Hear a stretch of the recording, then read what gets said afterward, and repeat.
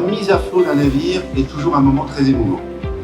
Car pour la première fois, cet assemblage d'ingénierie, d'acier, de systèmes, d'intelligence va rejoindre son élément naturel, la mer. Il faut remonter aux années 60 et aux grandes décisions prises par le général de Gaulle et Pierre Messmer pour retrouver de nouveau un pivot de commande, un pivot technologique aussi dense et aussi important que dans le moment dans lequel nous nous trouvons. Donc ça n'a rien d'anodin, et si ça n'a rien d'anodin, c'est malheureusement, c'est mon deuxième message, il est simple, c'est que ce matériel va servir. Et malheureusement, ces frégates vont servir parce que la mer devient un espace de compétition. La mer devient un espace de confrontation. Et pour reprendre les mots du chef d'état-major de la marine, il y a quelques années, ou il y a plusieurs décennies, on se servait de la mer pour toucher la terre.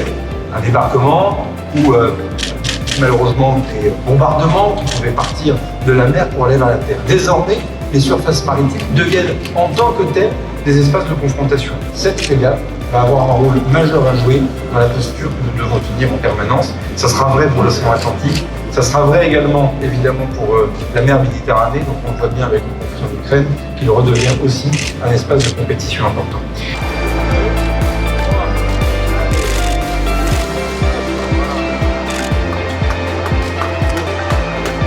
Bonjour, je m'appelle Yonek Fillet, je suis un ancien officier de marine, un ancien commandant de frégate FREM, la FREM Bretagne, et actuellement je suis au marketing opérationnel au sein de Naval Group depuis 1 an. Alors, la FDI est une frégate multimission dans la lignée des frégates multimissions FREM. Sa particularité, c'est son architecture numérique. Elle embarque 2 data centers redondants l'un de l'autre, chaque data center embarquant de manière virtualisée l'ensemble des applications, à la fois pour la plateforme et pour le système de combat, ce qui fait de ce bateau le premier bateau, la première frégate de premier rang entièrement numérique. Alors ça permet une exploitation optimisée de l'ensemble des senseurs et des effecteurs qui sont de plus en plus numériques, eux aussi.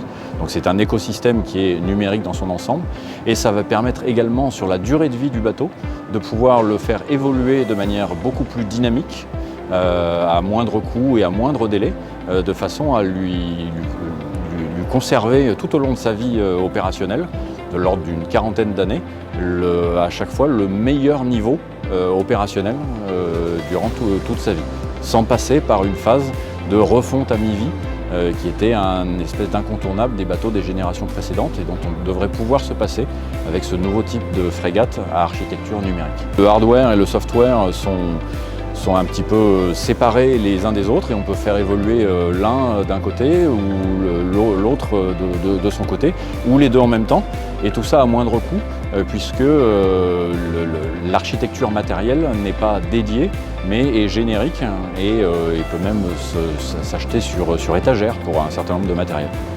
Alors ce bateau est le premier bateau à embarquer, en plus de l'hélicoptère de la classe 11 tonnes, un drone aérien. Donc un drone aérien déjà de bonne taille avec un bon potentiel de classe 700 kg qui pourrait être le VSR 700 d'Airbus ou le S100 de Schiebel. Une autre particularité de ce bateau est le fait qu'il embarque à l'arrière de sa passerelle un module dédié à la lutte contre les menaces asymétriques. Les menaces asymétriques, ce sont toutes ces menaces un petit peu hybrides, des drones, un essaim de drones, une embarcation un petit peu suspecte qui s'approcherait. Et il faut d'abord détecter ces menaces asymétriques. Donc cette frégate embarque tout un système de détection optique panoramique jour-nuit. Toutes ces images sont rapportées dans une passerelle dédiée qui est sur l'arrière de la passerelle de navigation.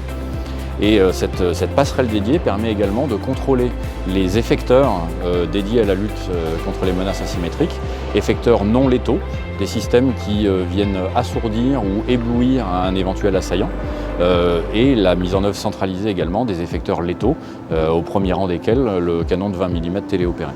Le contexte actuel, avec la résurgence d'une part du combat de haute intensité pour lequel ce bateau est fait, il est multimission et il embarque les meilleurs senseurs, les meilleurs effecteurs dans une architecture de système de combat qui en fait un vrai bateau de premier rang pour la haute intensité, mais il embarque également cette suite unique au monde de lutte contre les menaces asymétriques qui permet également de gérer le combat en champ proche face à ces menaces hybrides dont on voit qu'elles s'expriment de plus en plus, et notamment avec la guerre en Ukraine.